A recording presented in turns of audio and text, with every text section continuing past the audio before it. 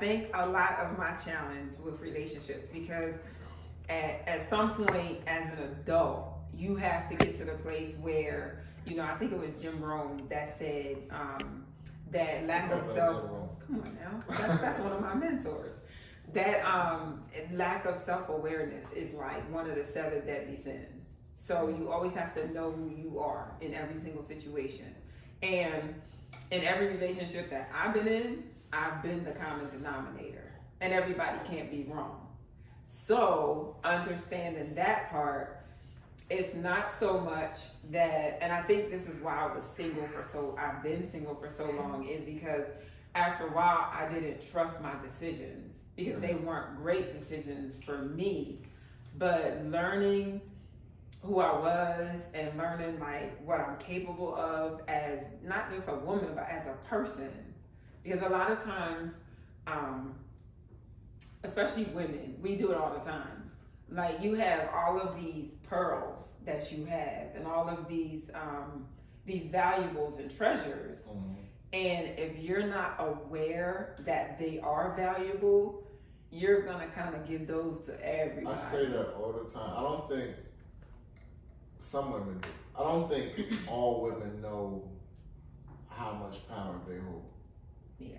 There's like an awakening that happens when you find out, though. You walk a little different. It is, because like even like in the hood, like I say, like most of the dudes who died in the hood, like by murder, they either died from over money or over women. If you're dying over a woman, the power that they possess, right, to make a man reach that level to take another man's life, that's a different kind of power. I won't call that power. That's not power. That's not power. But to I do understand that what you're trying to say. What I'm saying is like the influence. The influence. Yeah, that's what I'm saying. I don't want to, because I don't want to blame the woman for anything like that. When it comes to matters of the heart, there is heavy influence. Right. And I believe that's why the Bible says that you have to guard your heart, because out of it are the innermost decisions that you're going to make in life.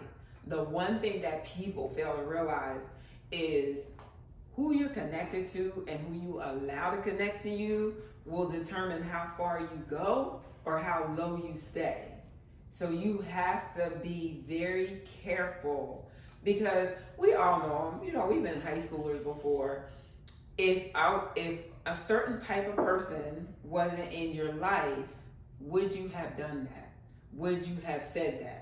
You go in the house and your mom be like, why you do that? Oh, well, they said I could.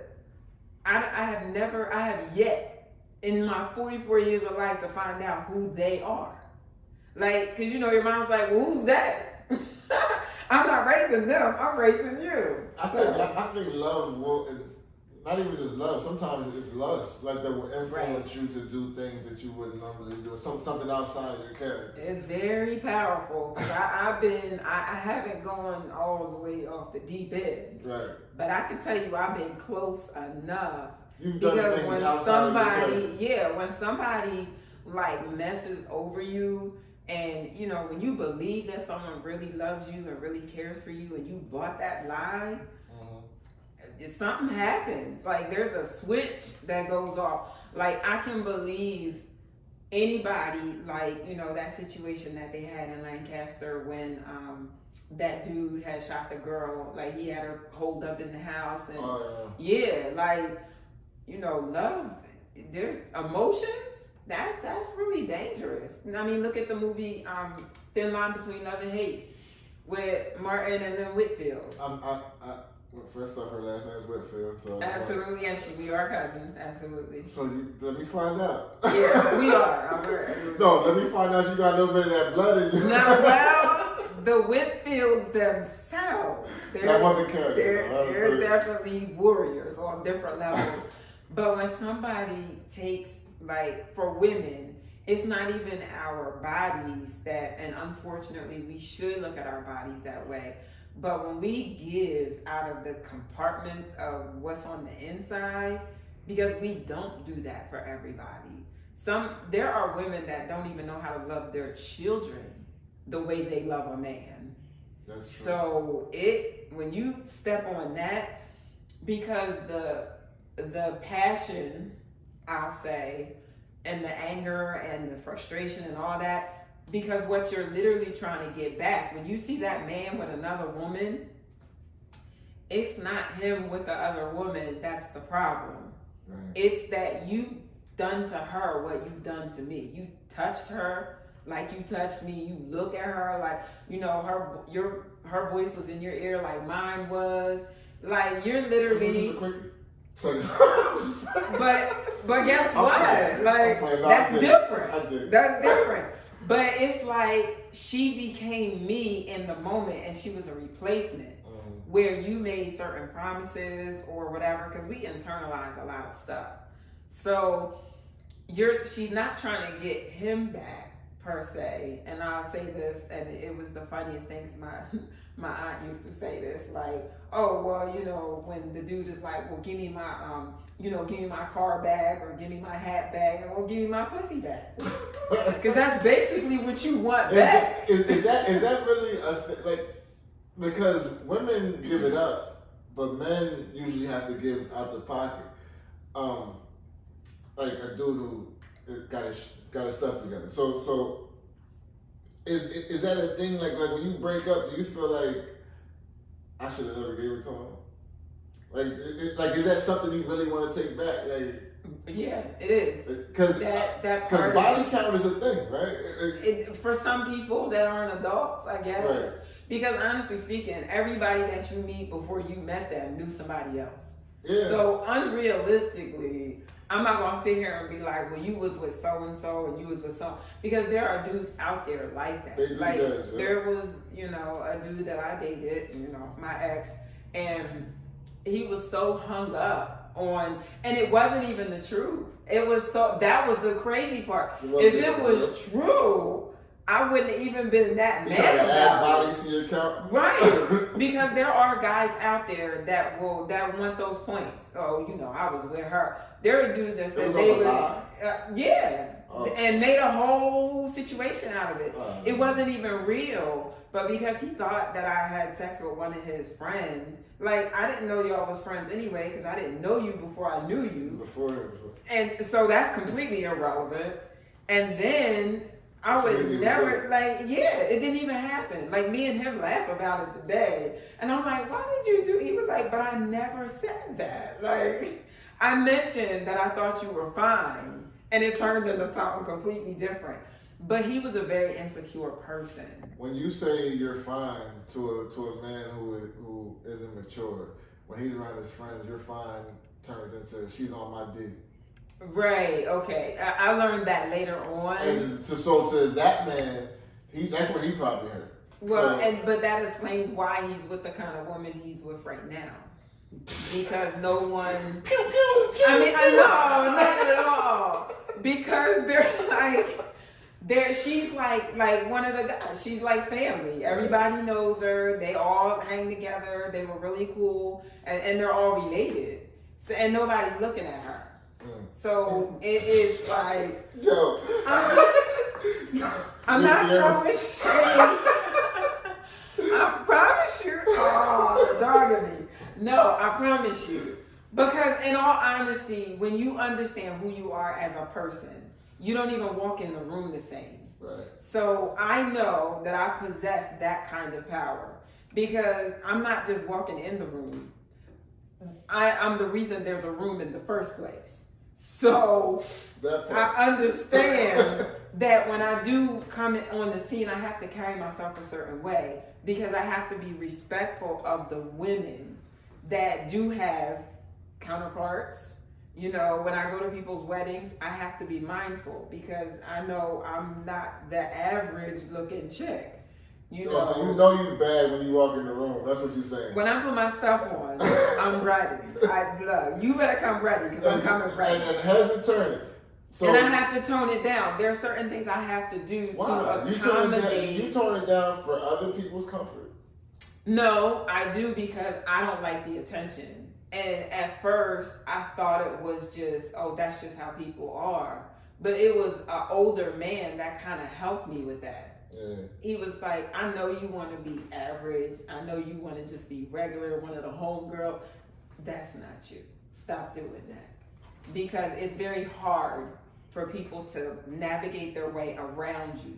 And it was a dude in church, and it was so crazy because in certain capacities, you know, I do, people that know me know I go to church, they know I love the Lord, and I was at some point in time a Sunday school teacher, even a minister, and all kinds of stuff. So when I put my church clothes on, they don't look like when she puts hers on. Because I was built a little different. And I've even had people say, well, you don't look like, you know, you don't look like you're saved. You don't look like you love the Lord. Because church people don't look like that. And I don't know what church people are supposed to look like, because if I serve a God that creates beauty, then how come I can't be beautiful and still do the same thing? That's just me, though. You be preaching. I ain't gonna stop you. Go ahead. But yeah, so we serve a God that's flamboyant. I mean, when you read the Bible, you know, not to take it to church on you, but if I told you my house had gates of pearls and streets of gold, you would probably say I'm pretty flamboyant. Right. So why? I mean, this dude, he makes green fish, blue fish, yellow fish, you know, green trees, blue sky. World, right? There's an array of beauty everywhere. How come I can't be one of those beautiful pieces for you to admire? So let me ask you this. You, off air, we talked about how you grew up and you was a tomboy in school. Mm-hmm. And you hung around the fellas. You was one of the fellas while you was hanging around. So when did you realize that you were beautiful and that men, they looked at you like that? Because for years as a child, you was around a bunch of fellas, and then you was just one of the homies when you was around them. Right. So when did you realize, like, oh, I'm hurt? I realized it, and it was funny because Bynum had to tell me. He's like, "You're not one of us." Like, it was like, well, "What do you mean?" He was like, "No." Especially once you get to that age where you start developing, like, right. You don't look like us no more. Like. Right. And then it was so funny because it was like a consensus thing. So when I'm hanging out with the guys and we're chopping it up and we're laughing, it's just like, you're making this hard for us. Like, so the homies started being attracted right. to it. So. And it was just like, but they all had like steady girlfriends. They were all in relationships, elongated relationships. And I always said this, and tell me if I'm wrong. I always say, a woman can be a platonic friend to a man until that man finds her attractive. And I think that's very true, because where I would not have looked at you on a certain level now, and I'm going to just keep it real, because when we find out that we're attractive or you're attracted to us, there's something else that comes into play. Right. It's the game now. So I'm going to wear this certain kind of outfit. I'm going to dress this certain kind of way. I'm going to smell this, because I know he finds me attractive. Do you have platonic friends that you're that you know find you attractive? Like, it never. Oh, absolutely, I do. It never like went over. Right, because we're the ones who control that. Like, you know, I often hear my god sister say this: if somebody closes their legs, somebody will get a husband. We control that. Like, women, we straight up, we have to. If you stop it at the door, because you're the one that's in control of that, it doesn't have to happen. Right. If that man falls, because men are gonna be men. I don't care if he's a man with a collar. I don't care if he's a man with a uniform. It doesn't matter if he's been married for 30 years and he's been faithful. If we push this button right here, we already know what the response is gonna be. So as a woman, you have to be so mentally elevated that you don't cross those lines. You have to, especially like for me, because I'm a businesswoman, and there's a lot of really powerful men out there with a lot of money, and they know that their money will buy anything. You just can't be one of those things that they can buy. Exactly. Oh, well, man. And their contracts, because I'm a consultant, you know, in my part-time situation, but I work for a big corporation. Mm-hmm. And there are just situations where you have to use your better judgment, And even though they're paying top dollar, you can't always say yes. You know, I think LeBron James said it one time. He said, "All money ain't good money." That's a fact. That's definitely a fact. Let me ask you this. As far as I've known you, and we've talked, to me, you seem like for your age, you seem like one of the most self-aware, composed. Like, if I met you yesterday, I would think she got it together. Like she done figured it out. Right. After one conversation. Where'd that come from? Like, what was your upbringing like? I think definitely I have to, attribute all that to the way we were brought up, because we got our behinds whooped. Trust me. I did too. If you want better human beings, beat their behinds, because a beating will change your life. I promise you. And unfortunately, my home situation was, it would probably shock a lot of people. So, I don't talk about it, and the people that know me don't know about it. So, because they always get this Katrina. This is the one they see. And it's no strike against my parents at all, because my parents were young parents. My mom had me when she was 14. Mm-hmm. And, now that I'm older, I recognize that they did the best that they knew how to do with whatever they were, given. But and we were, I think, like, early in our adulthood, we don't recognize that, but as we get older, we recognize that our parents, like, they tried. Right. They did the best. Right. But my parents they were very disciplined, and there was a lot of structure. Like, my dad was the dad who had, like, sawed-offs and guns everywhere. Right. Because we were from the country. So, my dad. Everybody got guns. Yeah. And, they got married. You get married when you're like 17 down south, because down south. But there were just values and, structures that we were raised in. They raised us. When I go visit my grandma and my aunts and all of them, I understand why they were the way they were. But it's fun because we understand where we get some of our personalities from too. Mm-hmm. But I certainly I wouldn't trade nothing. My dad, unfortunately, he was an alcoholic and later on became like an addict on some level. And then my mom, she was just different. She was a woman in a relationship with a man who had a problem. But the one thing I could say is she, no matter what they went through, she was always a wife. Right. Arguments, fights, whatever. His house was always clean. His kids was taken care of. I think that's a good, like, today, society would clown a woman for sticking around through the hard times and stuff like that. But back then, and even now, like, to mature adults like us, I think that is a good woman. When you get with a man, you fall in love for better or worse. Right. And that means you go through their worst with them. And if you do that and you come out, I think that people today don't understand. Like, they talk about loyalty, but loyalty is like a rubber stamp right now. Absolutely. And they don't understand what that actually means.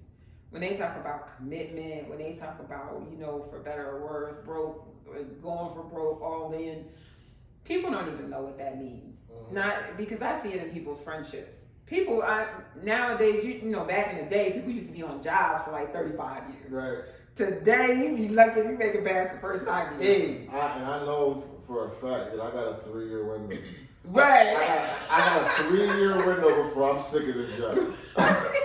Luckily now I can work for myself, but I know for a fact 3 years I'm like and a lot of people don't really make it even in like friendships and camaraderie or whatever the case may be, because people are quitters.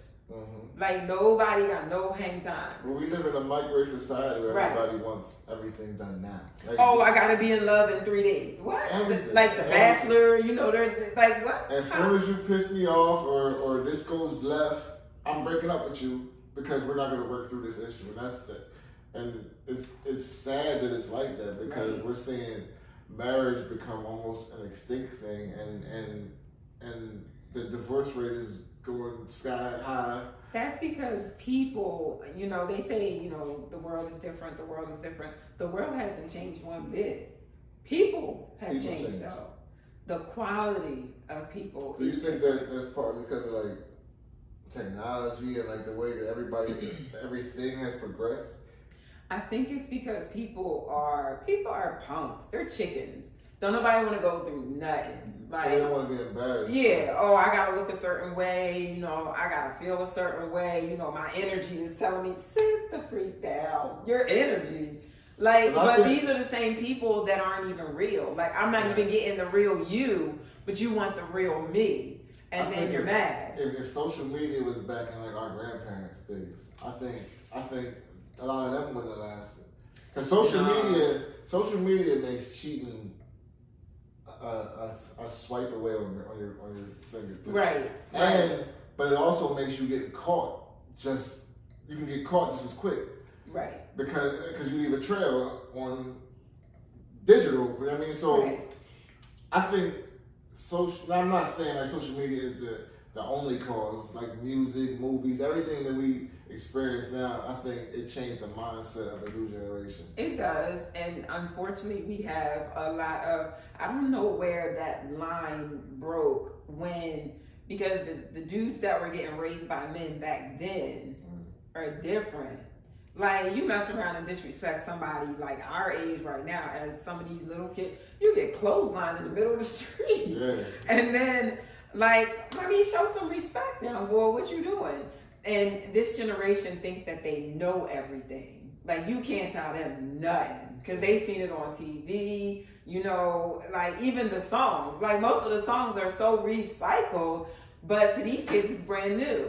Right. Most of the movies are recycled. But to these kids, our parents used to say the same thing. Exactly. So it's like, hold up. But there was a level of, with our parents, there was a level of respect that you kept. Right. There was just a line you did not cross. Like, some of these kids I see today, we be looking at them like, yo, I would have been and I think this is the resurrected version of it. So I think I died at least 5 times. I came in the crib one time and my kid was in there with their friends, and I heard all kind of F that B and F that, and they didn't know I was there, and I didn't know my kids talk like that. I was like, oh, and then their friends F this, I was like, I listened for a couple minutes, and I was like, hey. And then they was like, everybody got quiet. I was just looking like, yo, y'all talk, but it blew my mind. But even now, as an adult, you may hear me say something, fly one off, but my parents cuss, my cousins, we don't cuss.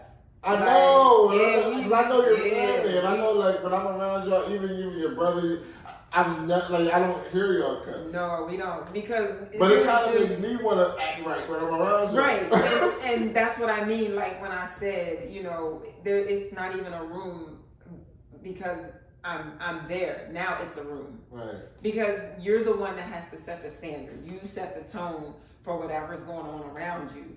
And I think what happened is because everybody wants to be somebody that nobody seen or heard or whatever, but everything is a happy mix of something that's recycled. Mm-hmm. And it's okay to not be the creator, but it's also okay to be the innovator. You can make it better. It's really all right to do that. That's what makes you stand out. Right. So if, old girl's over here and because I'm the chick that walks in with a pinstripe suit on while they're half naked and you're not even looking at them because it doesn't matter. And so I've heard I'm not a bad looking woman. I'll put it that way. No, you already said you was bad. Go ahead. Yeah, I don't. When I put my stuff on. So, but that's just me clowning around or whatever. But the people that know me know that I could probably use some brush up area in the looks area or whatever. I don't like taking pictures. I don't like being on camera. And you be home and you be wearing a bonnet and you don't. I be chilling.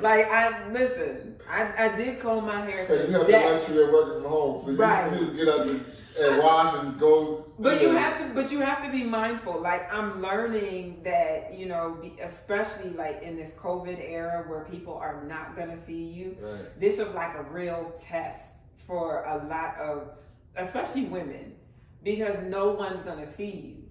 But do it for you.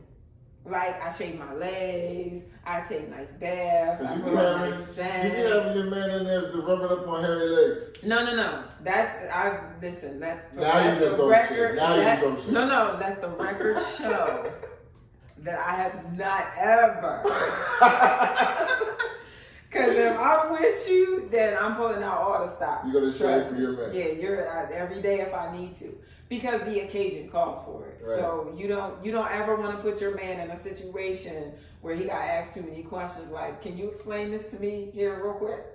Or you be just laying there asleep and you rub on and he be like, oh! and it's that long prickly hairs sticking out. Right, you know. So, but yeah, there's just a standard that you have to uphold for you. Because if you do it for you, it won't be work to do it for him. Because I often hear a lot of women say, oh my God, you know, he's coming over today and I got to do this and I got to. I'm like, well, why is it such a job though? Mm-hmm. Because if you was already doing it, that should be natural. Especially if you want that thing, you want to put this face down there, you better take care of it. Yeah, no one's doing all, because that's almost a requirement. Like this is the 90s, I shouldn't have to go through the bush to get to. I mean, that's a whole other conversation. Right, but anyway, you did say, I want to go back to it because I listened to it, I heard it, I want to go back to it. You said people would be shocked to see how you came up. Yeah, they would. It was a different kind of life, you know, and this is no strike against my parents, as I said. They were young. It was a different time. And, you know, my mom was, you know, she was brought up much different than my dad. Right. And she didn't have like one of those pretty childhoods either. And sometimes, because guess what? I've been abused, but I've also been the abuser. And I can say that honestly. Because a lot of times, if you don't get connected to the right people who make you better or who kind of teach you to do things the right way, all you're going to do is reproduce what's already there. So, yeah, my dad was really abusive. It was, you know, like my life was in danger a lot of days. And I'll say this, because we're on camera and they probably don't remember this, but I remember Mr. Smith was my teacher for that class. He was my English teacher, I think. And it was Ron Chadwick, Taurus Gant, Devon Wright. I want to say Bernard was there, but I'm not sure. And Irvin Nesmith. And I know some of them probably watch your show. And we were in class, and I had, Mr. Smith had asked me a question. So I'm answering the question or whatever, and all of a sudden, out of nowhere, like all this blood just started gushing out of my nose. And we're sitting there, and, you know, Irvin, like, says something, you know, he makes a joke about it. And he was like, yeah, that's what happens when you're sniffing all that coke or something like that, blah, blah, blah. Now, the people that know me know I've never done, yeah. And it is. It's high school. It is what it is. And to be clear, when we was in high school, people wasn't doing that at our high school. Yeah, I don't know what year. So, but it was, you know, I understood it was a joke. But I'm only bringing the story up because a lot of times when you're in school and you're laughing at people that are different, or you don't even know what they're going through before you get there. And they had not known, you know, because I ended up having to leave class and go to the doctors because they couldn't get my nose to stop bleeding. I mean, it was like really bad. But they had not known the night before I had gotten beat up really bad. And the blood vessels in my nose were broken. I didn't know that until I got to the doctors. What? So it was like, and I never talked about it, never said anything. When I got to the doctors, most of the time when I went to the doctors, I was able to get away with a lot of the bruises and, you know, some of the stuff that was going on because I was a tomboy. Mm-hmm. So that was my shield. So if somebody saw a mark or something like that, like some of my classmates would make fun of me because whenever we had gym class, I always had on long sleeve shirts and I would never wear shorts. But nobody knew why. They're just like, yo, what's she doing? Because I had, and I was just a strange girl. That's what it was.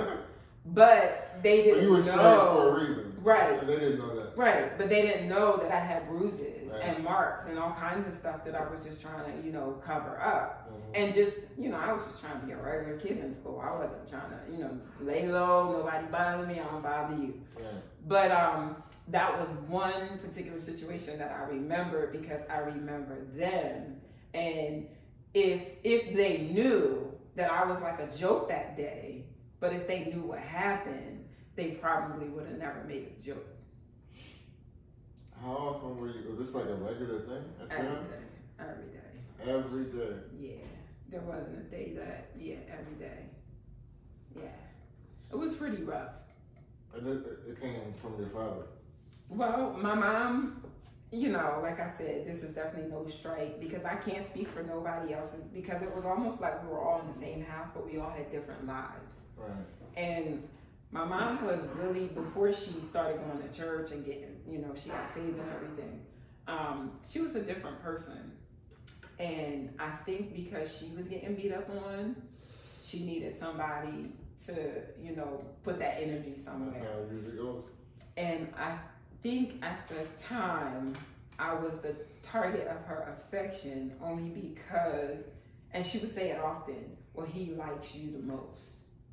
And I never understood, And this is why they were still together? Well, she stayed with him because she had kids to him. So she wasn't about to tear her family up because she wanted us to have a dad. And that was the old school way of thinking? That really was. And today is like the complete opposite of that. Right. And then, but a lot of times, my mom had like 2 and 3 jobs. And I know she worked that much so she didn't have to come home. But most of the time when I was getting hit or beat up on, she didn't know about it because she wasn't there. And then there were times, now my parents were the type of parents where if they was getting into a talk or a discussion or argument, we was always the outside kids. Go outside. Right. We already knew what was going to happen. They were sending us outside. And as long as the sun was up, you wasn't allowed in the house anyway. So, because we lived in that kind of house. But now, was it only you getting abused or? Like that, yes. Wow, so you was just like, I was the oldest, so I was like the shield, and and I wouldn't let them. Well, you was protective of your siblings. I wouldn't let them, but yeah.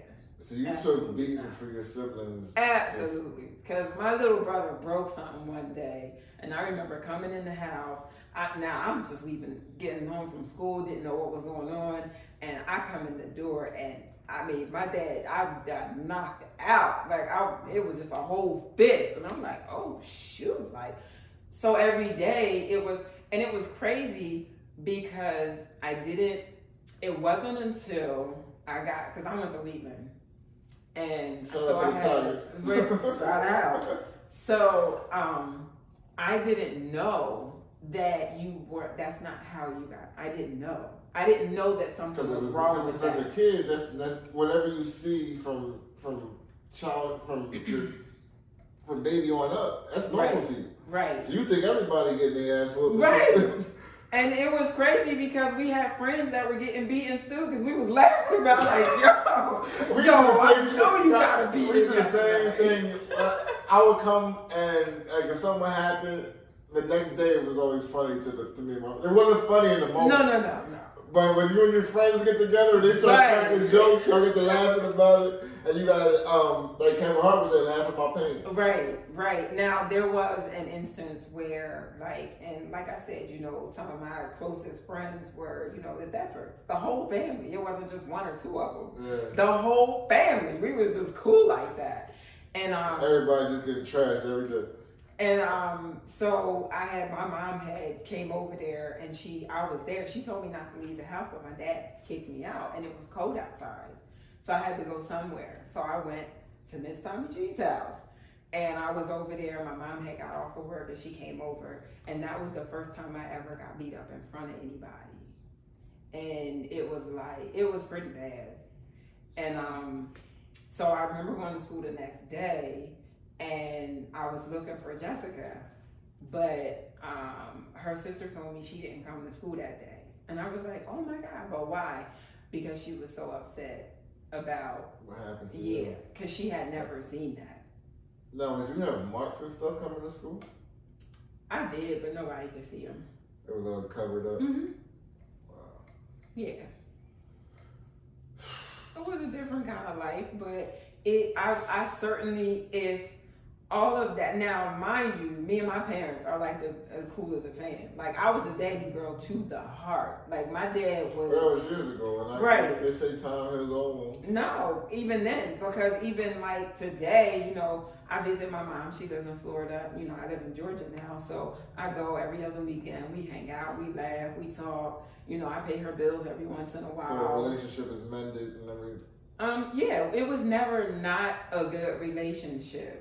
I think, but that was because I wanted it. You realized later in your adult life that you were being abused. I don't know. Somebody called it that. I still didn't call it that. Do you call it that today?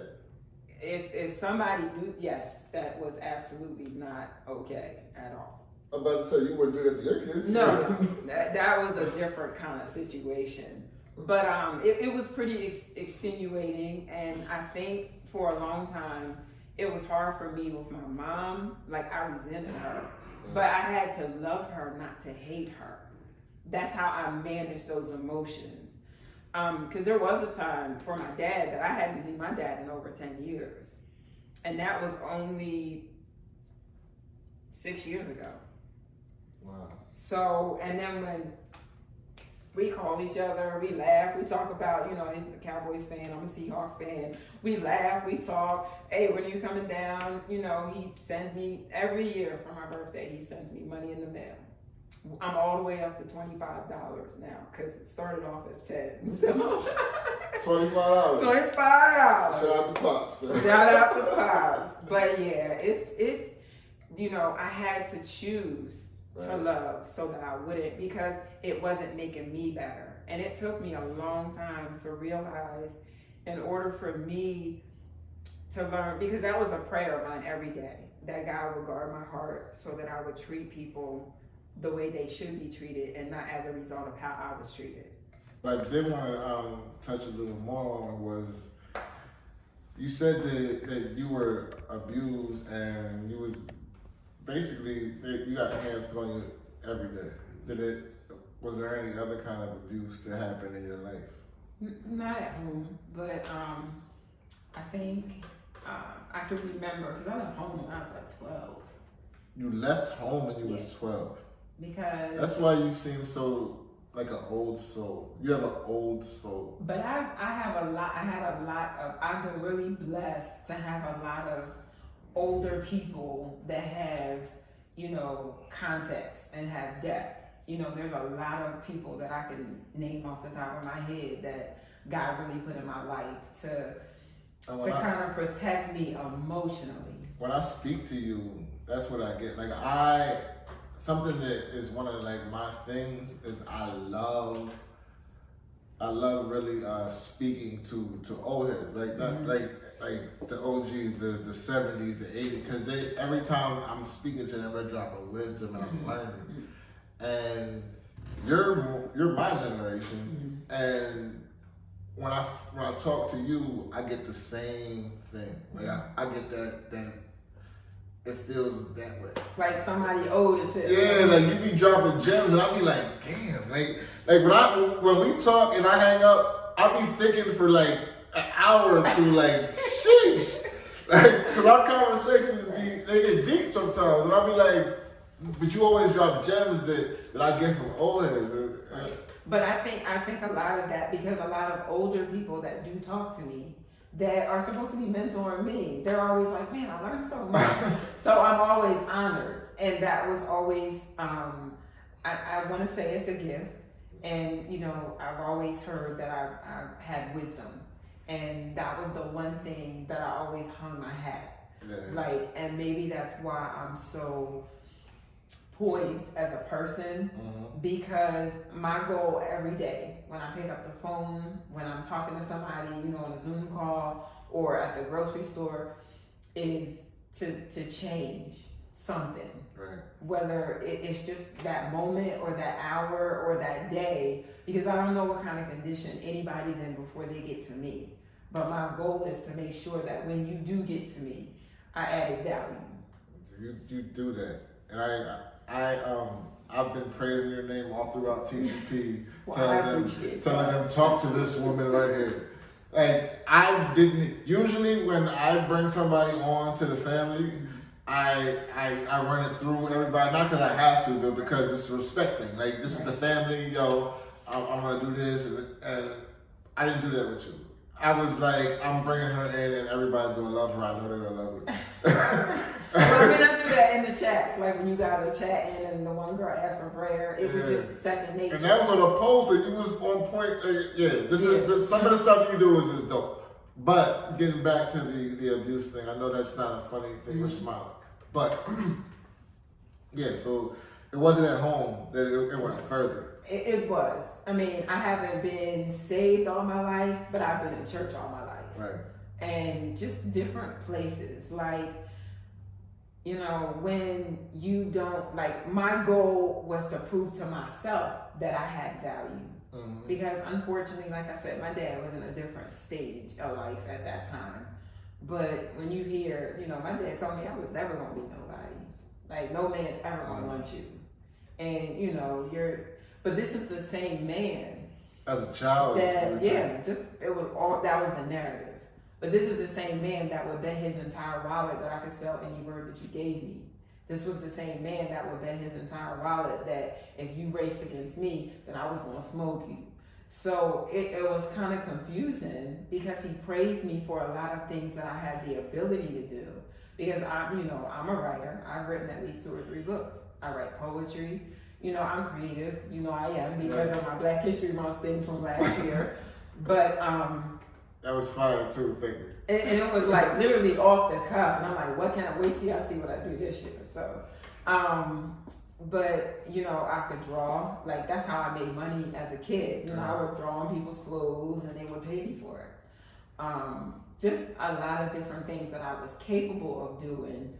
But it was almost like, you know, you hate me, but how is it that you love all these things about me? But I know I couldn't do any of those things without him depositing that kind of life in me. Right. So he made deposits, but he also made withdrawals. Lots of them. But now he's making different kind of withdrawals because if he doesn't hear from me, he's not a happy camper. And I think even though he was an adult when he was your dad, when he was a kid, he matured probably. I think, you know, life matures all of us. I want to say it's the other L word that matures us, not life, but love, because love really does cover a multitude of faults. Like, you know, I think because I held that standard and I chose. And that wasn't an easy choice. Right. Because I know he had a lot of flaws. I know I can have this conversation now, but it didn't sound like this years ago. But because I wanted to be somebody different. Like I had to make the decision that I would no longer live in that mental space or that emotional space. So I decided that love would be my answer. Not unforgiveness, not hate, not any of that. And it not only changed my life, but it changed his life. So when he saw that I was not going to pin him to the wall and, you know, allow him to be this monster in my eyes, he had no other choice but to either receive it or stop dealing with me. And because he was my dad and he was really proud of me as a woman, he wasn't going to make that choice. Because one thing I do know about my dad is that he is very proud of his children. Now, was he aware to the abuse that was happening to you outside of your home? No, nobody knew. Probably to this day. I mean, I'm a little more vocal now because I'm helping people. Right. But they didn't know. Wow. So this is like a family secret at this point. Not so much a family secret. Or it's a huge secret. Yeah. It's not even a family. It's like your family didn't even. Are you revealing this on this show? Is that what I am. So it like there's a lot of things that happen to me outside that they never knew about. You know, I have children, and unfortunately, the individual that took advantage of me was somebody who was, you know, in a ministerial capacity, and I actually ended up getting pregnant. And by one of the ministers. You came up looking up to him, I'm sure, because I was just a girl. I was just a girl at church, and I was just like, I don't know if I want to say naive, but like I didn't know that people did stuff like that. Right, and as a kid, you don't know what's right. Like, you can't be prepared for something like that, right? Unless someone tells you specifically, right? This is, you cannot do this. Look out for this. There's people like this. I mean, right, and in a lot of the black households, that's not what you learn. You know, we learn how to fight. We learn how to run. You know, my dad taught me how to fish. I know how to change brakes or tires. My mom taught me how to cook and clean, but I still need some of that cooking too. But go ahead. Definitely, but that's not one of the things. Like, you know, they talk to you about trust, and we had no outside friends. Like my mom and dad had their own set of friends, but their friends were our friends. Right. So, and we had the cousin friends. You know, we didn't have no people up the block that our family was our friends. Right. But that's not one of the conversations. Like my dad was a hardworking man, and he saved his money. My mom worked really hard, and she paid her bills. That we knew how to do that. But when it came to people who were physically dangerous, yeah, because we know how to fight. But when it came to people who were emotionally and mentally dangerous, we didn't know nothing about that, because being in the house was dangerous for me anyway. Right. So when it happened, it was really strange. How old were you? I was 15. Wow. Yeah, 15. And so you're being physically abused at home. You go to church that I'm assuming before that happened was somewhat of a safe place. It was. And you're looking at this preacher that the whole church is going crazy for. They idolize this man. He's the head, and he took advantage of you at 15 years old. And then the crazy part is when, because I felt like something wasn't okay, because he threatened me, so I was afraid. I didn't really know what to do with that. Right. But and then it was like, well, nobody's gonna believe you, because you know I'm a minister. Like nobody's gonna believe you. Like you could say whatever you want to say, and I was like so ashamed, because I didn't want people to think that I was like a tramp or just out there doing stuff like that. And what had happened was I told the head minister at the church, and he tried to do the same thing. Get out of here. Yep. I went to his office, and I wanted to talk to him about what happened. And I was explaining to him, and I said, I don't know, but I just don't think this is right, and I need to tell somebody. And the only thing that saved me is, because I think church was closed, and the lady, I think she passed on, God rest her soul, I won't say her name, she came in because she had to pay a bill. And as soon as she opened the door, I was like Jackie Jordan Kersey, for real. I ran for my life. And she saw you like run. Did she know something? She just saw me run. She didn't. I don't think that she knew anything. And y'all never spoke about it after? Because I was always at the church, so because I cleaned the church, so I was always there. I sang on all the choirs. I ran around the church like regular church, like everybody at church. And we hear about a lot of the child molestation going on in the Catholic Church, because that's in like mainstream media. But we don't hear about that. We hear about preachers doing their thing, but we don't hear a lot about the child molestation in black churches. There's I will say this, because I've been in church all my life, and there are a lot of things that go on in church that makes church not a safe place for somebody like me that just loves people and you just want to love God.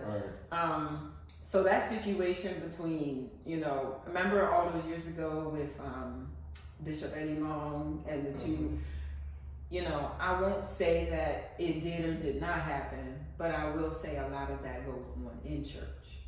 Because if you know Bishop Noel Jones, right. He's a pastor at a big church in California. When he tells his story, he got raped at church in the bathroom. Wow. So it happens. Are these men still alive? No. Both of them? Neither one of them. I think they're in the rightful place. Well, I can only pray to God that you're not going to say what I said. No, I think they're in their rightful place. But I did hear the first one. I heard that he definitely died an awful death because I don't believe that I was the only one. Yeah, well, F him. I'm not going to act like I'm on my own show, but he deserved to die that way. And that's just the facts. He deserved. If you're taking advantage of a little girl who is looking at you like you are some type of figure that I should respect and carry myself a certain way around, and you take advantage of that, I don't got no respect for that. Like, I don't. Right. At all. So if he died in a horrible way, I hope he died and he was choked. I hope it was terrible. In the beginning, I thought, wow, karma's really, and it's crazy because, my grandmom says all the time, karma don't miss nobody. She visits everybody. That's a fact. And I can say that anyone in my particular life or situation that has ever, intentionally harmed me, or tried to damage my life, even the people I have children to, I can look in their lives, and even my mom and dad, as much as I love them, karma don't miss nobody, because there's areas in their life that they do struggle in, and I understand why, but there's also areas in my life that I struggle in because there are things that I have done, even if not intentional, but because the trauma may not have been your choice, but the healing part is definitely your responsibility. So before you involve yourself in other people's lives, there's something you need to do to make sure you're not causing damage. Have you ever, and I would say now, like, due to your trauma, even though at the moment you might not have known it was due to your trauma, have you ever intentionally did somebody dirty because you were hurt? Man, this is like real transparent. And I'm hoping that this really helps somebody. And that's why I'm asking. Right. Because I don't, either way, whatever you answer, I'm still gonna think of you the same way. So it doesn't matter. And I don't do it for the applause, so it's all good. But I can use a situation very vividly as a mother, because when I had this child, that this man, I never looked at him like he was a problem or a mistake. I graduated when I was 16, and I had him like 2 weeks after I graduated. And you had just got into boys basically at that time. Yeah, like it was crazy. Like, well, dang, here we are. As a matter of fact, the first guy that I officially dated, my first real boyfriend. Was he your first? No, he wasn't my first. But my first real. Your first, like, real. That was my first real boyfriend. To that guy. No, I was pregnant to the preacher guy. That was, yeah. So we didn't say that. Like, no. You mentioned that. I knew that, right. But the people don't know that. So no. You were raped by this preacher, and you became pregnant. Getting pregnant, yeah. And your first child. I did have the baby. I know it was a big thing with my mom, and she wanted me to get an abortion, blah blah blah.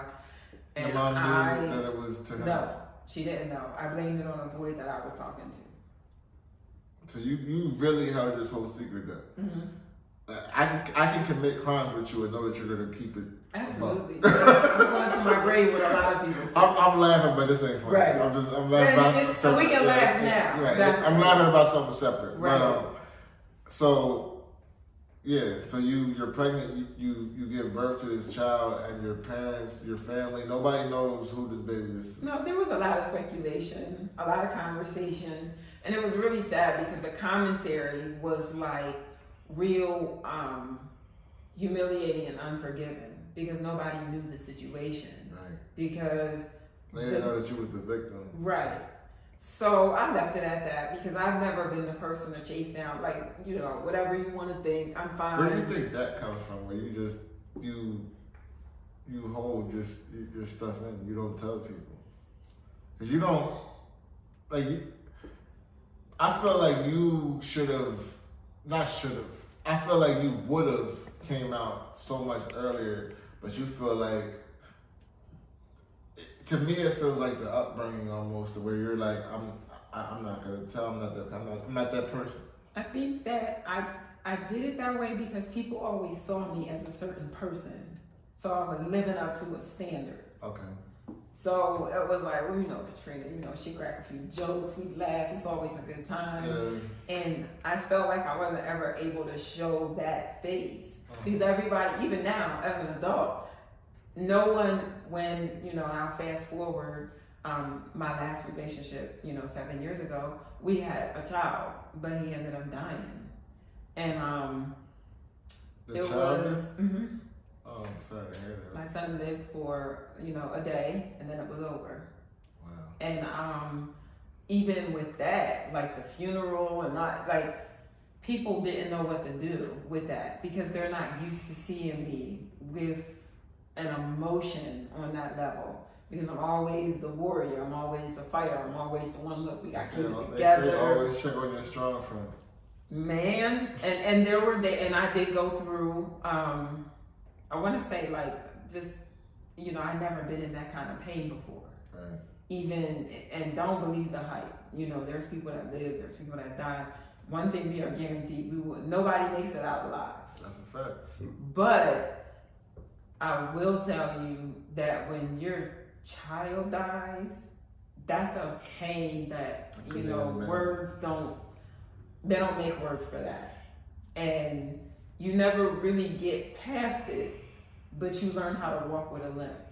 Did that affect your, damn, hold on, wait, let me pause for that. You never really get past it, but you learn how to walk with a limp.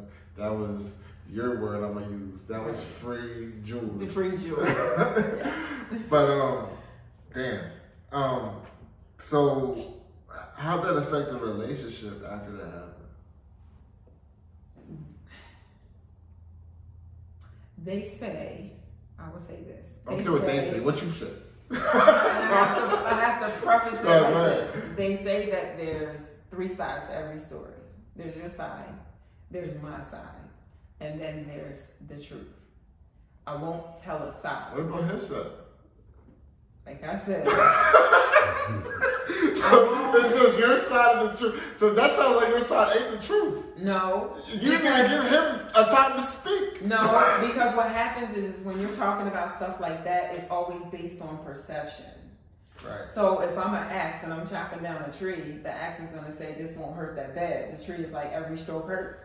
So there's a perspective. I tell you, this woman drops bars. She drops so many bars in conversation. But go ahead. So if I gave you the facts, you could make your own decision. I won't say he was a good guy or a bad guy, but I will say when you're in a situation where, you know, when I found out I was pregnant, you know, I found out later that there were problems. But by the time I found out that there was a problem, they had not passed a lot of the laws that they passed today. And I'm not gonna, we can go into that some other time, but the stuff that goes today, it always brings back the pain. Right. Because when the option was available, it wasn't available when I was in that situation. Even like the whole Me Too thing. Me Too. But that wasn't a rule when it happened to me.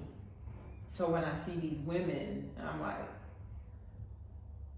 if I had that at that time, then I would have been okay. Right. So at the time, when I found out that the baby was not gonna live, I was too far along, because Pennsylvania is one of those states, they don't do late term abortion. Right. And 28 weeks was late term. So you just had to. I had to stay pregnant, knowing that he was gonna die. I went to 5 or 6 different specialists. I had a fetal MRI, and imagining going, you're getting, the ultrasound, they're listening to the heart, because his heart was strong, always heartbeat. And I even recorded it because they let me, because they told me outside of my body, if he even makes it to birth, he won't have that long. And he didn't go, he may have went to 1 or 2 doctor's appointments, but he did not support me. He didn't go to no appointments. And the one he did go, we were at Hershey Medical Center, and he got angry because they were taking too long, or the schedule was messed up, and he left me there. And even after he was born, he walked out and left me there and never came back. Do you think, because the woman I see before me today is super strong and composed. Right. And you, for sure, do not look like what you've been through.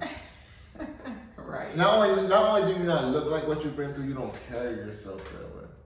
Do you think your experiences made you this person? Because when I look to you, like out of my friends and the people that I mess with, when I look to you, I would look to you like someone, when I'm falling apart, hit Trina, call Katrina, she got it together. And your story sounds like you should be like me at those points. How did you become this woman who, through everything she's been through, you got it together now, and you can help other people? Well, I think I brought that with me, like through your pain. Yeah, like what I try to tell people, especially younger people who don't understand, like the quitters. Right. Pain brings a lot of gifts, and there are things that pain will do that joy won't ever do. Right. So in no wise could I even be the person that's sitting here unless that landmine blew up in my life somewhere. So as the old folks in church say, I wouldn't take nothing from my journey, because if I knew I was going to be this, I'd actually do it again. Because I walked away with a level of compassion, a level of love, a level of fortitude that, like, they don't even make this stuff anymore. So I would say that I would never wish that you went through all of that stuff again. Mm-hmm. But what I will say is, I'm glad you went through that stuff, because now you're a gift to all of us. And I think that's dope. Well, it took me a long time to see myself as a gift, because when you go through, and that's probably not even a third, because it gets so much deeper. I'm sure we just scratched the surface. But when it takes the time that it takes to realize that those are valuable things. Right.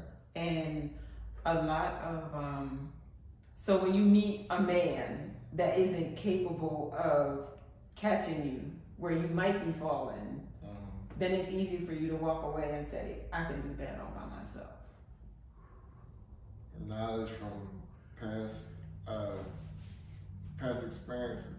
Everybody doesn't learn from their past experiences. The past does not, it may create a future, but the past is not the future. So you have to they're like tools in a tool belt. If I know I want to build a house, I know I'm going to need a hammer, I know I'm going to need nails, I know I'm going to need floorboards and, some spackle. So why not embrace all, because you can't build the house without the materials. Yeah, absolutely right. Gems, free jewelry. She's not dropping that today, but she says that to me every day. Listen, Queen, I appreciate you for doing this and being so transparent today. We'll chop it up again soon. Oh, I'm sure you'll be calling. Absolutely, I will. And thank you. Right.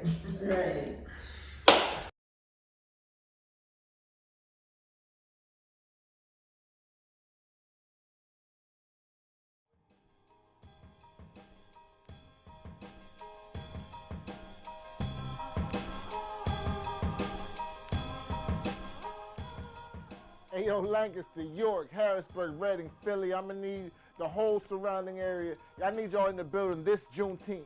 This Juneteenth at Zotropolis in Lancaster, Pennsylvania, 112 North Woodard Street. It's gonna be nothing but laughs, vibes, and a whole situation. We got 5 brilliant comedians. Did I mention it's at Zotropolis? We got 1 brilliant poet. Did I mention it's at Zotropolis? Oh, we got a couple brilliant music acts also. Did I mention it's at Zotropolis? Yo, click the link right here in the post. Get these tickets because you're not going to want to miss out. If you miss out, you're going to hear about it, and then you're going to feel trash because you missed it. I'm telling you, I need you to be in the building, and the whole situation is provided by none other else than TCP Entertainment. Talking the city, baby. TCP Labs, be in the building Juneteenth. So the crowd pleases as to bring, assimilating and distributing all he receives. Like I said, I brought her with me. Right. So, and I think that being single made it better. Because a lot of times as women, we fill our lives up with a bunch of stuff that makes us forget. And I couldn't afford to forget all of that. I needed to feel all that pain. I needed to feel all that abandonment and all that rejection. Because, and the one reason why I know I stayed by myself is because I said that I could never, and I would never want to put anybody through what I had gone through, because I wouldn't be able to live with myself if I knew I caused that kind of pain. So I stayed by myself. That's why now you feel the need, like you feel empowered to tell your story. I don't know if it's an empowerment. I think I needed to hear it out loud. Because, sometimes you went through that. But when you hear it, you be like, yo, did I really just go through that? Right. And there are days where I do wake up and I'm like, wow, like, this is the chick that had kids, because, my first son, I ended up putting him up for adoption. And you probably see me in pictures with him on Facebook or whatever. And if that story is true, 17 years later, he found me on the internet. How old is he now? He is 26. Wow, you got an old head. Yeah. Yeah. You don't even look like you could even have a 26-year-old. Let's start there. Yep. Yeah, and he's a good guy. And my other son's a good guy too. And then y'all know my little mini me, we go everywhere, we're attached at the hip. And I made it a point to make sure that my kids knew that they were loved. I made it a point to make sure that we said good morning, we hugged, we kissed, we said good night. And it was so crazy because I took parenting classes when I had my second son because I didn't want to mess it up. And we would do this thing, we would go to the park and we would sit down, and I'm a people watcher. And because none of those things ever went on in my house, like I'm 44, I've yet to hear my dad say he loved me. Yet. I didn't get that in my house. Right. So we would be at the park and we would be watching other people do it. And my son would always say, oh, look, mommy, this is how they do it. Let's do that. And we would hug each other and we would kiss each other and we would play or whatever. It was like real life. Like I didn't have those tools. You know what was so awkward, and I don't want to say this in a bad way because I came up in a 2-parent home and my parents did the best they could. Right. But my pops, there wasn't a lot of affection there. I mean, no. I can remember I can remember all the hugs I got and all the I love yous I got. I can remember those. Like, because they were all significant. Because we didn't get none of them. It didn't happen. Like, we didn't even hug each other and say we loved each other. We didn't do that. What was so crazy as I grew up, because as I grew up, I started seeing that, why doesn't my dad do what they did? And I want to reiterate 100% that my dad was not, he was a good father, but that wasn't part of his thing. But as I grew up and I realized, like, why isn't this happening? Right. I started paying attention to his mom.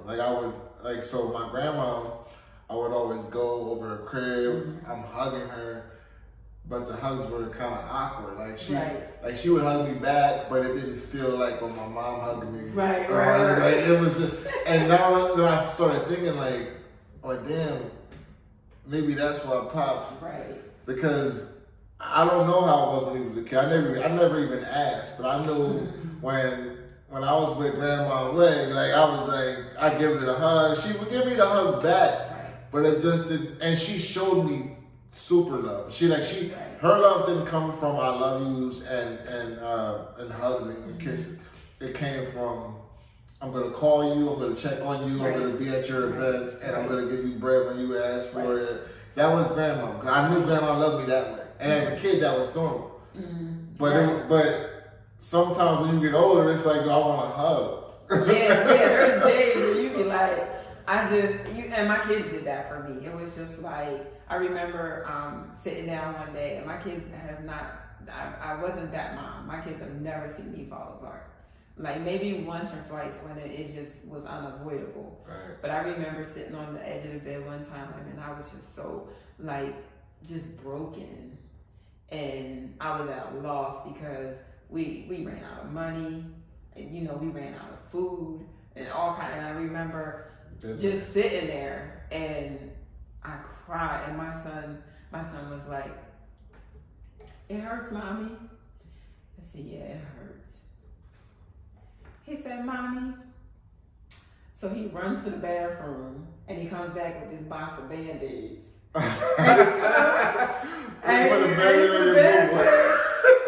was so hilarious because it was just the innocence in that moment where you hurt him for real. Right. But for him, it was like, but it was like hurting in a place that he couldn't even see. And, still to this day, that's like my champion, because I know when I have my daughter, I can tell you, because, even having her in the situation I had her in, because her dad didn't, he wasn't taking care of her. He did not do anything. And I think I had a hard time with that. They're like 7 years apart almost. And I told myself that I would never put another child in that situation without a father. And then here I end up pregnant. And it was very devastating. Like, it was so devastating to the point where I wouldn't even hold her. I wouldn't touch her. I wouldn't look at her. It was hard. I was horrified that I had another child and no man in her life. And I remember this little boy I would never have made it without him. Ever. He did everything. That's the oldest? Your oldest? No, that's the middle one. The middle one. Mm-hmm. Yeah, I would have never made it, ever. Not without him, with her. Because I was just at a loss as a mother. So he was kind of forced to be a man before he was supposed He was, and I feel, because at the time, now I have 2 children.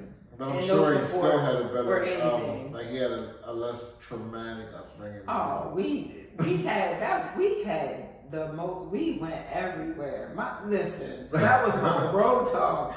We had outfits, dressed alike, and I made it a point to really learn how to be his mom. Right.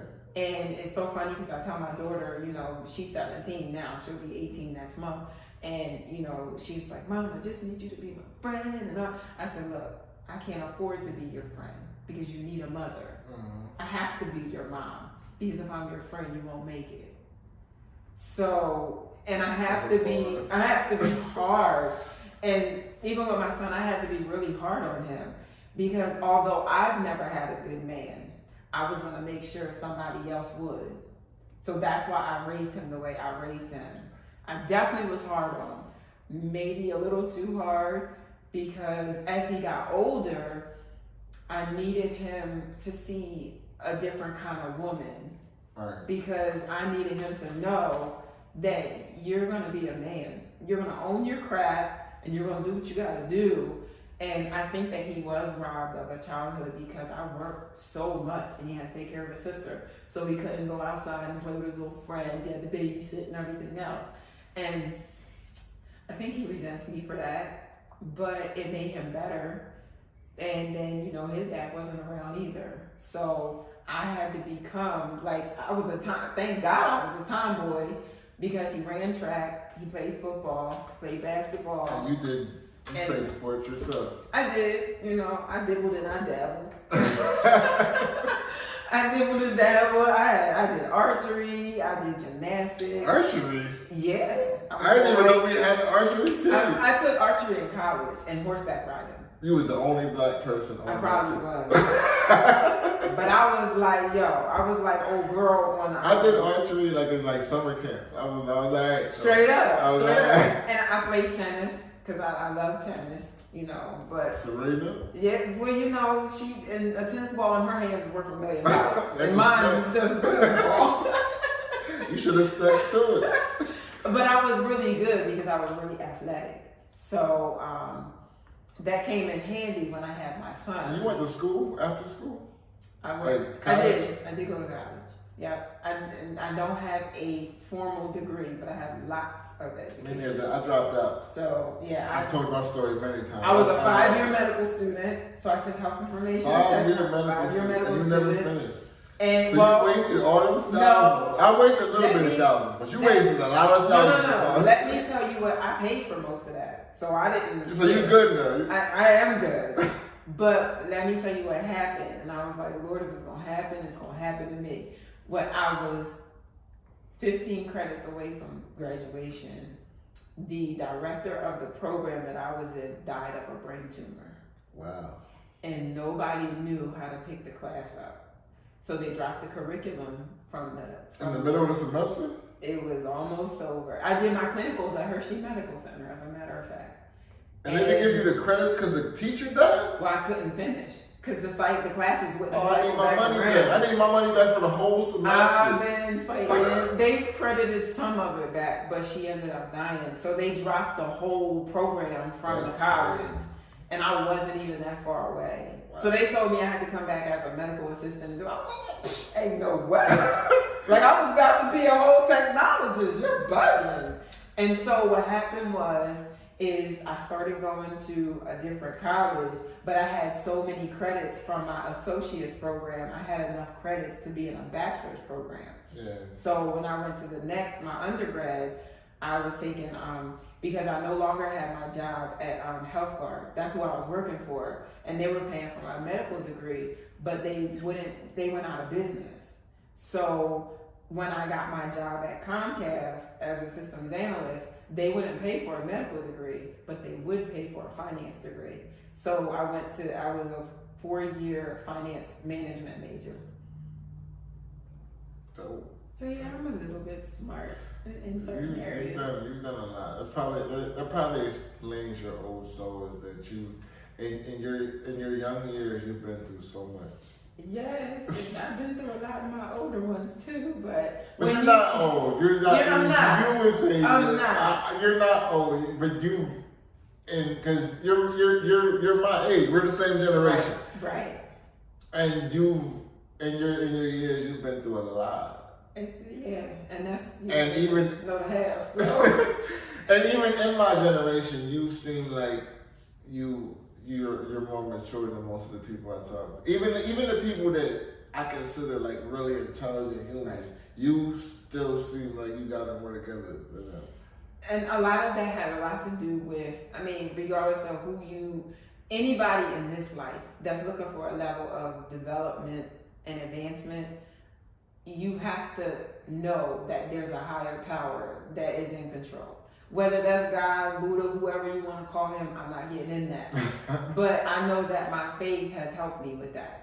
Because even after that situation where my son died, you know, the team of doctors that was assigned to me, and they called it the palliative care team.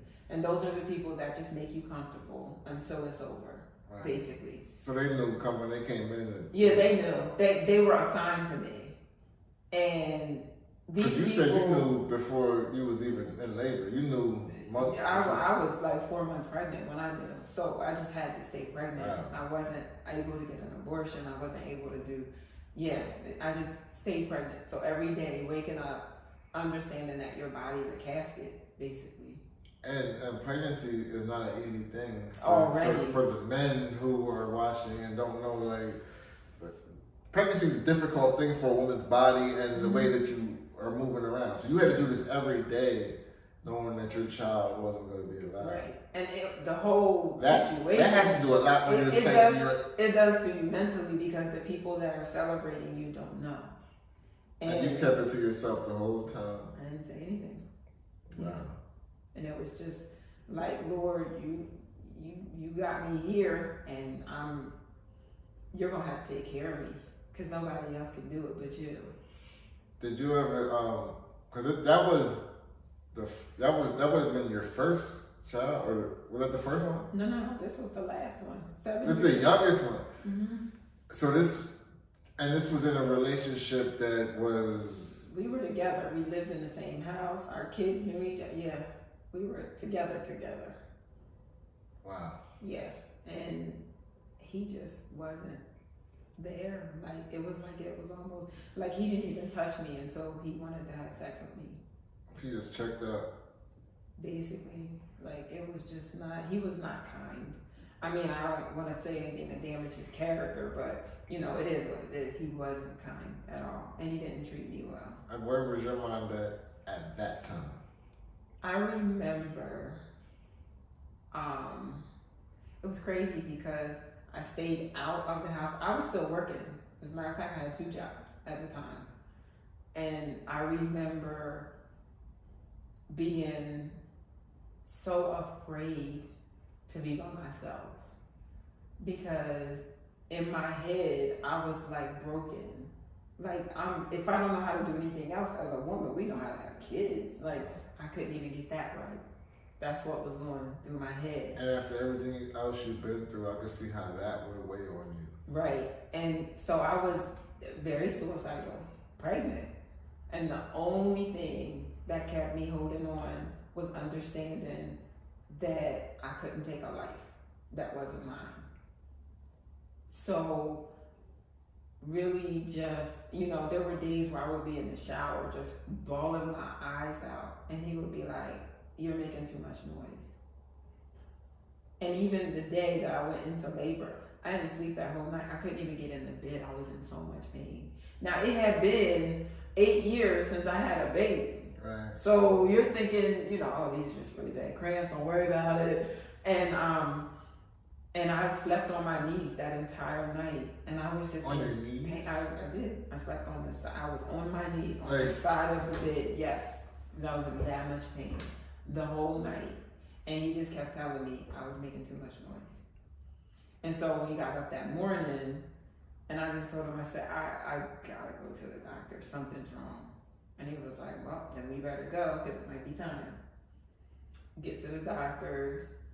And it was crazy because the doctors were shocked that he was even alive. Like, he was born alive. And I had never experienced that kind of pain. Like, and I have children, but that pain right there, that was different. Like, it felt like death. Like, it was just ripping me apart on the inside. And I had a natural. It was nothing like that. And after he came out, I got to see him with his eyes open, and he had tears in his eyes and everything else. And then I don't remember, it got black. I don't remember anything after that. So when I woke up, Were you under the? I don't know. I don't know if they gave me anything. I can't say that for sure. But I do remember seeing his face, and he had tears on his face. I heard him cry, and I was like, oh my God, he made it. So the next day, when the lady came in the room, this is all I remember. Tears on his face, he was crying, he was alive. The next day when she said, do you want to see your baby? I was like, oh my God, he made it. And I said, yeah. I had a whole smile on my face. She said, well, let me go get him out the cooler. And my entire life just fell out the bottom. Wow. I didn't even know he was gone because all I remember is him being alive. So when she said that, I thought, like, it was like that whole he was there. Now, one thing when you woke up, did he tell you? He didn't say anything. All I know is when I can't fault him for that, because if my woman woke up and that was the case, I wouldn't even know what to say to her. Yeah, like what? There's no words that can make that right. And me personally, if I'm emotionally distraught, right, I'm not gonna have the right words for you. Now, to his credit, whether he gets any or not, that was his only son, because he has daughters. That was his only son, and he held him until he died. So I don't know what that would do to a man. Wow. So if he responded the way he responded, I can say I probably understand, but he wasn't there the whole pregnancy. Like, I was already abandoned. So at that point, that was just icing on the cake. So he was gone like the whole time he was pregnant. And no, he showed up at the house every day. He just wasn't there. That wasn't together. Mentally, just checked all the way out. Like, he didn't go to no doctor's appointments. He asked me how I was. He never got me, late night, midnight snack. I remember. So how was the pregnancy for you? With that going on, and not only just that going on, the fact that you knew that your child was not going to make it. It was hard because my kids didn't even know. I didn't tell them. So when I came home with no baby, that was trauma.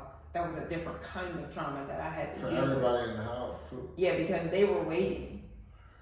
So he was born alive. Mm-hmm. So what they tell? Why didn't he make it? Well, I had a condition called oligohydramnios, which is not enough water. So the sac that they sit in, I had very little. What is that fluid? Called whatever that fluid is called. Yeah. It's the fluid that sits inside of the baby. That's the fluid that the baby needs to live. Yes, to exercise his lungs and everything else. Now, when they did the autopsy and all that, it was an amazing anomaly that he was even able to breathe, because they said his lungs were so small and hard, because that amniotic fluid that they suck in and breathe out teaches them how to breathe. And it develops lung, strength. He didn't have that because there wasn't any. And the fact that he even looked the way he looked, because it would have been present on his face, right, because there was no fluid to keep all the stuff inside away from him. But and then he didn't have he didn't have kidneys. He didn't have like all of that stuff that develops. He didn't even develop, right? No.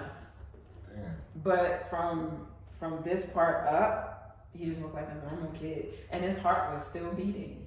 It was real strong. They had him hooked up to the machine until he closed his eyes. Then it was over. Yep. So when they brought him to me, and I looked at him, it was so crazy because he looked like he was sleeping. You know, a little bit. He just looked like he was asleep. He looked a lot like his mom. You? No, his mom. Oh, your man. At Yeah, the time. he looked a lot like his mom. Yeah. It was funny. I was just like, wow, this baby looks like, good gravy, this baby looks like her. But we spent a lot of time together too. So when I picked him up, it was so crazy because I was wrapping the blankets around him and I was rubbing him, I was like, baby, he's so cold. And I was so detached, I think, because I remember. No parent could handle it. It was different, and he got angry, and he said, why are you bothering him? Why don't you just leave him alone? I said, well, I didn't even get to see him. You saw him. Right. And he's like, he yelled, and he cussed me out, and he left. And he never came back. I had to call somebody to come pick me up when they discharged me the next day. Was that the last time you dealt with him? No, because when I got home, he was laying on the couch with his feet up watching the basketball game. Like nothing happened. Yep, he didn't say anything to me. You know what's crazy to me? We can get into this a little bit. Right. I have a lot of women that are just friends. Mm-hmm. And then I have a lot of cousins and people. So I hear a lot of these type of stories. Right. And I'll be like, how could a man do this and this and that?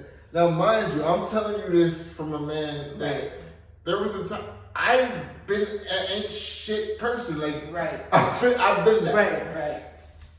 And, you know, maybe today there's times where I ain't shit. But some of these stories, I'll be like, I would never. Yeah. In my head, it's because my level of ain't stuff ain't that. It's not that. But even as a person, a woman who has a father, don't believe the hype, freak what you heard.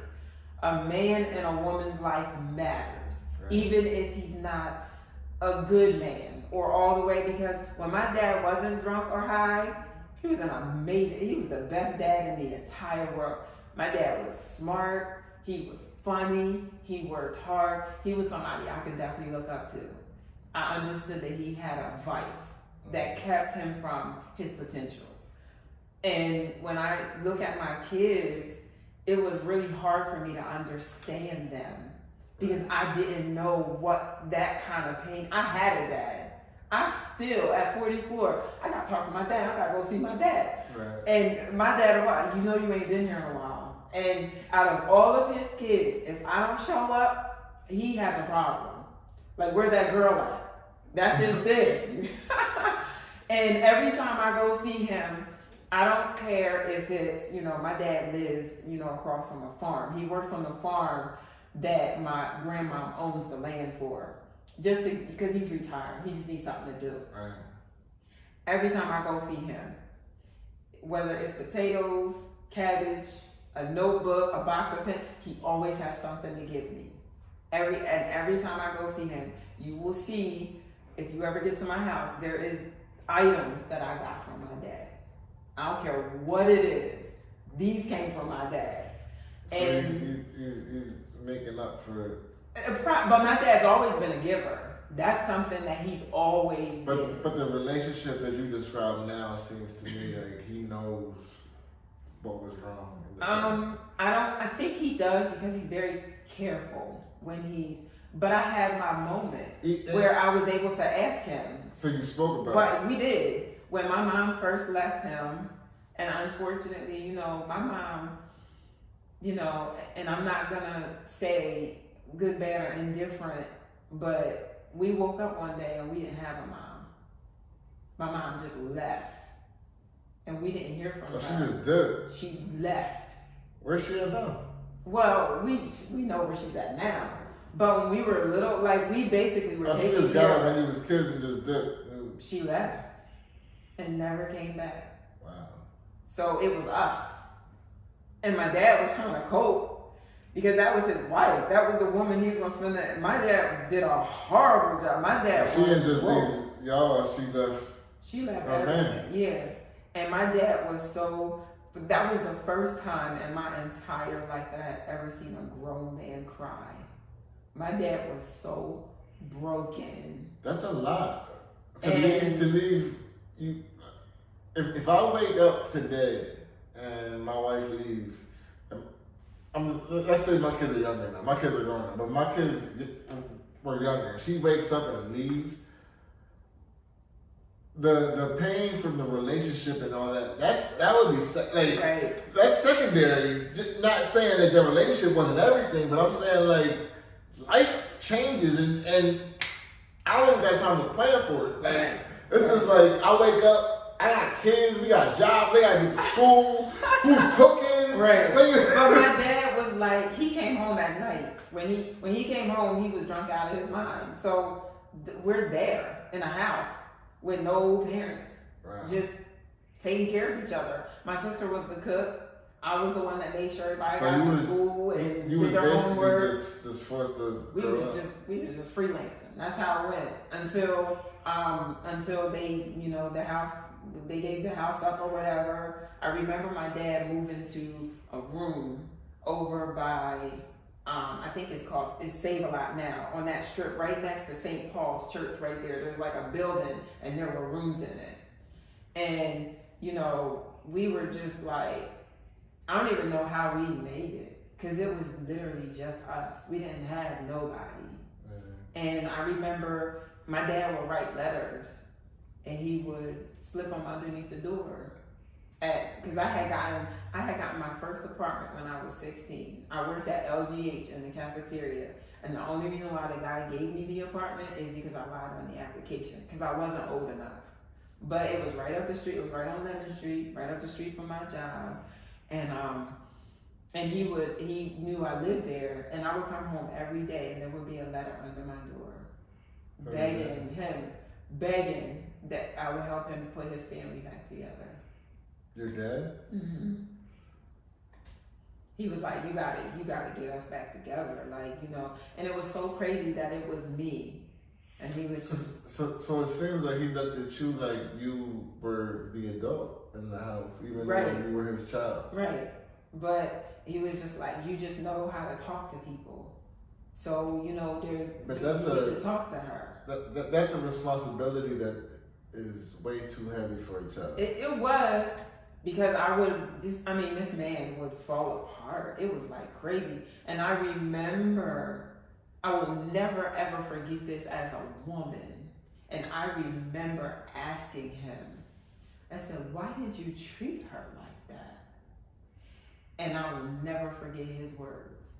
He said, because she let me. I never forgot that. Wow. He said, I didn't know she let me.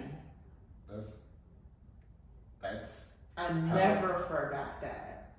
So because she loved me. When people, especially men can only, if they think they have the grace to do that or they have the room to do that. When you hear women say, he might have treated you like that, but he would never treat me like that, it's as a result of what she allows to go on. I would say that's a lot of that is true. Yeah, and I only say that because I'm able to, after I come out, like I've done things to women, not as far as like rape or like physically, but I've been an ain't shit dude for a long time. Not leading up to now, but I'm saying like I've been an ain't shit dude to women, and I didn't realize that until I was outside of that relationship. So when you telling me like what your dad is saying and doing now, I'm saying like I've been in the I'm in the position now where I'm looking at certain stuff where I'm realizing like, why was she with me? Why did she do this? Why did she put up with that? I think women. There was one guy that I dated. And it was so crazy and it was the guy, we were just, two ships passing in the night, so to speak. And he was a really decent guy. And because of the previous situation, it was, actually I was with him before this, my last ex. And I remember calling him and apologizing because I asked him, I said, did I treat you like this? And he was like, you were pretty rough. Like, your words, because I get real reckless with my mouth. You don't realize until Exactly. after you grow a little bit. And I had to apologize because I understood why he treated me like that. Because like I said, karma don't miss nobody. And you can't realize how terrible you used to be until you grow. Until someone's actually treating you that way Right. as well. And it really was, it cut the lights on. And it was like, yo, like, did I sound like this? Y'all was a terrible person to that person. And I didn't treat him bad. I treated him very well. I cooked for him. I cleaned for him. I took very good care of him as a man. But it was my mouth. And that's a lot for a man. Say. When men, we run off an ego. Right. So if a woman, with her mouth can be, there's things women have said to me that have scarred me. Right. As bad as cheating. Right. Like. Right. But especially men the same. Right. Me, I've said things that bad. Right. But I'm like looking, like when the time passes and then I look back and I'll be like, yo, I really let her get that off. Because me, like, I'm a person who suffers from anxiety. So people who deal with anxiety, we play stuff back over and over, and we play negative stuff back over and over. So if the person you love says anything that makes you second guess yourself, right, that thing plays in your head a million times. Now I will say, the point that I realized I couldn't be with him anymore, it was crazy too. I packed all his stuff, bought him a train ticket and a cell phone, and said it's over. Like, it was that clean. And didn't even crack a smile, never looked back, nothing. He just dipped, no problem? Well, he didn't have a choice. I said, we're done. Because I didn't have any respect left for him. Right. And I said, I know I don't, because I'm talking to you like you're not a person. Now, granted, we were with each other and because he needed me too much. Like, I think the recession had just happened and he worked in a certain industry that was heavily affected. So he didn't even have enough money to be with me. At that point, I had 2 kids. I was a single mom and I was paying all the bills, and I already had 3 jobs and I was in college. So is that a thing now? Like, where you can't even be with a man that can't match your financial? Well, no, because I'm not saying, because I know that you don't need a man to pay for what you need. I mean, it's nice. But do you, right? But you want a man to be on your level at least? The reason why any woman, not just me, because after you mature to a certain level, because I hear people say, you don't want to carry that. I hear people say, oh, I don't want no man for their money and I got my own. That's a bunch of crap. Don't be listening to that, because that's free game. Stop.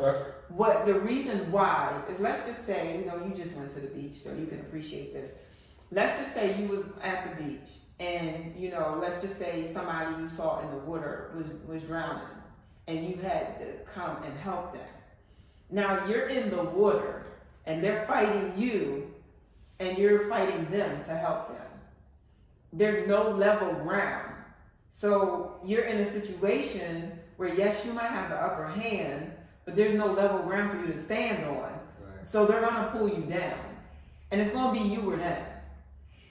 Right. So at a certain level in life they can't elevate and maturity, you have to be with someone who's on level ground so that they can help you get up. What if they elevate you mentally, but they can't do it financially? Well, and that's different. That's a different dynamic. There has to be forward motion. Can you sacrifice? You can. It's very easily, because if someone's mentally able to motivate you and get you to the next level, all you have to do is add the money. That's a dynamic duo. So that's a no-brainer. Now, there are certain areas in my life where it would be hard to compromise because of who I am internally. Because men come from all different directions. There's all kinds of men available. Short, tall, skinny, fat, whatever. And they all come with something. Everybody has something to offer. Every mentality is different too. Right. But you have to get to the place where you recognize what makes you the best version of yourself. because you can't shapeshift and become something for someone because you get lost in translation. So the thing that made you love me is now the thing that makes you hate me because I'm no longer what you love. So I have to continue to keep who I am, but I also have to figure out how to keep you too. And in doing that, I can't compromise who I am because it has to be me or you. And I'm not willing to forget who I fought really hard to be just so I can lay next to you. That's completely out the question. Because there will be somebody. Did that come with maturity? Absolutely. Because young girls are laid next to someone who's not benefiting them in their life, but they'll do it just because they're... Well, in the moment, a lot of us live moment by moment. We don't choose lifetime people because we don't like the loneliness of the moment. R. Kelly said it best. The silence now is now sound. So, but at our age, finding a new person, they have to be more than just physically attractive. You have to, because you can work around the physical. There's so many machines and buttons and all kinds of stuff to satisfy that. You don't need a body for it now. And even me now, like, I'm not gonna say like my sexual appetite has changed, but like if I was out there still moving around like that, I would not be fueled by sex. Like, it would be something completely different that motivates you. It would be different. In my 20s, I was like, yo, she looked good. I want now, like. But most of them now are even a pretty disappointment. Because I've heard, and you know, this is consensus, the reviews are in, but I've heard men say, like the ones that I've been with, like they were really surprised that I was even that good in bed. Because you heard it here first. I know. Because most women that look good aren't that good in bed. Or they have more to offer. Or they don't have anything other, that's all you're getting. But, you know, we can have intellectual conversation, we can talk politics, we can speak on, you know, law, we can speak on whatever comes on, you know, discovery and whatnot. And then I cook. And then I do everything else. Because I'm not like in the game now, but like what I've learned, like the women, when I was moving around, bouncing around, doing whatever, the ones who had the best sex was just that. Right, just like, sex. Yeah, it was like they never had they wasn't motivating me mentally, emotionally, fit, like, it was physical, but not, like, everything else, it was lacking. It wasn't cooking, cleaning, they was doing none of that. Right. Now, I remember a dude that I kicked it with, and it was so crazy. Because I can tell you, he was definitely bringing it in bed. But whenever he opened his mouth, I was waiting for him to shout out. I was like, yo, and even in the times where I was tempted to call when I wanted to get it, I was like, I feel like doing his dumb ass.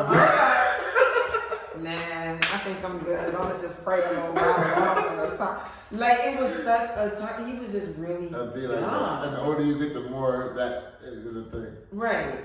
But, you know, I do have to be physically attracted to you on some level. Like, even if it's not... Because there are men that don't look good here, but here, they're just like... You can get away with being a 6 if you're the mental side. Right. I may downgrade to a 4.5 or 5 if you can pique my interest. If the vibe is right, I'm gonna let you get away with that. I'm gonna pretend you're sexy. Exactly, but there's a certain level of sexiness that comes along with intellect. Yeah, right. Because honestly speaking, and I tell people this all the time, whether your goal is a better relationship, a better job, a better car, a better house, when you make goals and you reach them, after that, the question is, did it make me better? Mm-hmm. If it didn't make you better, stop making those goals, because you're wasting your time, because achieving a goal is the purpose of getting better. So if it don't move you forward, then go a different direction. That's a fact. More free jewelry.